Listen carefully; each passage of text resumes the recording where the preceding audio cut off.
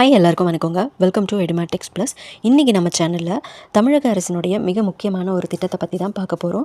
இது பெண் குழந்தைகளோட எதிர்காலத்தை பாதுகாக்கிறதுக்கும் அவங்களுடைய உயர்கல்விக்கு உதவுவதற்குமான ஒரு அரசு திட்டம்.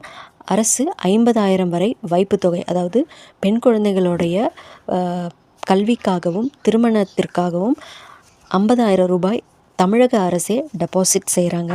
இந்த திட்டம் யாருக்கெல்லாம் கிடைக்கும், எப்படி இதுக்கு விண்ணப்பிக்கணும் அப்படிங்கிற முழு விவரத்தையும் இந்த வீடியோவில் நான் உங்களுக்கு தெளிவாக சொல்லித்தரேன். கடைசி வரைக்கும் பாருங்கள். நான் சொல்கிற பாயிண்ட்ஸ் எல்லாமே ரொம்ப இம்பார்ட்டன்ட் பாயிண்ட்ஸு. ஃபஸ்ட்டு இந்த திட்டத்தினுடைய பேர் என்ன, இதனுடைய வகைகள் என்ன இருக்குது அப்படிங்கிறத பார்த்துலாம்.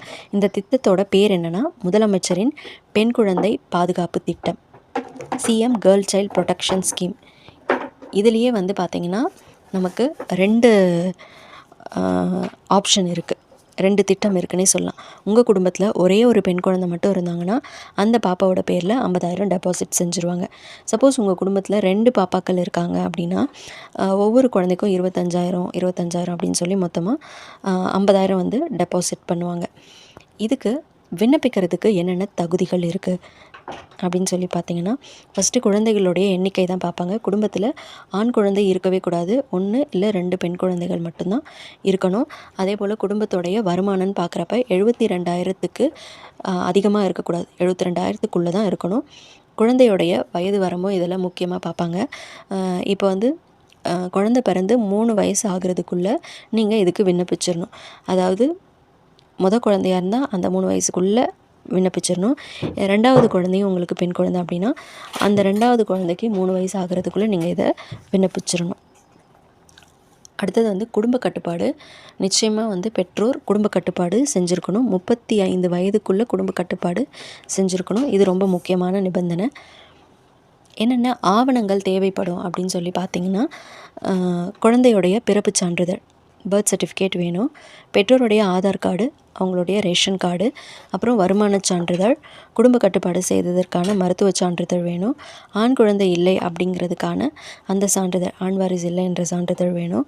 அதே போல் குழந்தைங்களோடைய சேர்ந்து பெற்றோர் எடுத்த ஃபோட்டோ ஒன்று கேட்பாங்க. இந்த மாதிரி பாஸ்போர்ட் சைஸ் இருந்தாலே போதும்.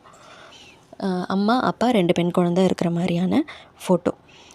இதுக்கான பணம் எப்போ கிடைக்கும் அப்படின்னு சொல்லி உங்களுக்கு ஒரு சந்தேகம் இருக்கும். சரி, ஓகே. இந்த தொகையை ஃபஸ்ட்டு அரசாங்கம் என்ன பண்ணுவாங்கன்னா, தமிழ்நாடு பவர் ஃபைனான்ஸ் கார்ப்பரேஷன் சொல்லுவோம், இந்த நிறுவனத்தில் தான் முதலீடு செஞ்சு வைப்பாங்க. அந்த பெண் குழந்தைக்கு 18 வயசு முடிஞ்ச பிறகு வட்டியோடு சேர்த்து ஒரு பெரிய தொகை கிடைக்கும்.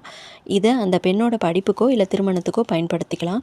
18 வயசு வரைக்கும் இந்த திட்டத்தை வருஷத்துக்கு ஒரு முறை புதுப்பிக்க வேண்டிய அவசியம்லாம் இல்லை. இது தானாகவே வளர்ந்துடும். 5வது வருஷம் மட்டும் ஒரே ஒரு டைம் ரெனிவல் பண்ணால் போதும். மற்ற டைம்லாம் ரெனிவல் பண்ண அவசியம் இல்லை. எப்படி விண்ணப்பிக்கணும் அப்படின்னு யோசிப்பீங்க இல்லைங்களா? உங்கள் ஊரில் இருக்க இ-சேவை மையத்துக்கு முதல்ல போங்க. அவங்கக்கிட்ட போய்ட்டு ஆன்லைன் மூலமாக நீங்கள் விண்ணப்பிக்கலாம். அப்படி இல்லைன்னா அந்த மாவட்டத்தில் உள்ள சமூக நல அலுவலகத்துக்கு போகலாம். அங்கே போயிட்டு முறையான ஒரு படிவம் உங்களுக்கு கொடுப்பாங்க. அதை ஃபில் பண்ணியும் நீங்கள் கொடுக்கலாம். ஆனால் இப்போலாம் இ-சேவை மையத்துக்கு தான் போக சொல்கிறாங்க. ஸோ இந்த தகவல் எல்லாமே உங்களுக்கு பயனுள்ளதாக இருந்திருக்கும்னு நினைக்கிறேன். உங்களுடைய ஃப்ரெண்ட்ஸு, உங்களுடைய ரிலேஷன், இல்லை உங்கள் ஃப்ரெண்ட்ஸ் சர்க்கிள், இந்த மாதிரி பெண் குழந்தை இருக்கிறவங்களுக்கு இந்த வீடியோவை ஷேர் பண்ணுங்கள். இந்த மாதிரி பயனுள்ள அரசு திட்டங்கள், கல்வி சம்பந்தமான தகவல்கள், வேலை வாய்ப்புகள் இதெல்லாம் தெரிஞ்சுக்கணுன்னா நம்ம எடுமேட்டிக்ஸ் ப்ளஸ் சேனலை சப்ஸ்கிரைப் பண்ணிக்கோங்க.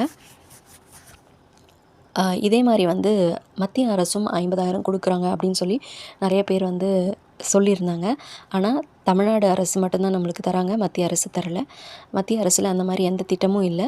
அந்தந்த ஸ்டேட் கவர்மெண்ட் அவங்கவுங்க ஸ்டேட்டுக்கு கொடுக்குறாங்க. நம்ம தமிழ்நாடு அரசு கொடுக்குற மாதிரி மற்ற எந்த ஸ்டேட் கவர்மெண்ட்டும் கொடுக்கலன்னு தான் சொல்லணும்.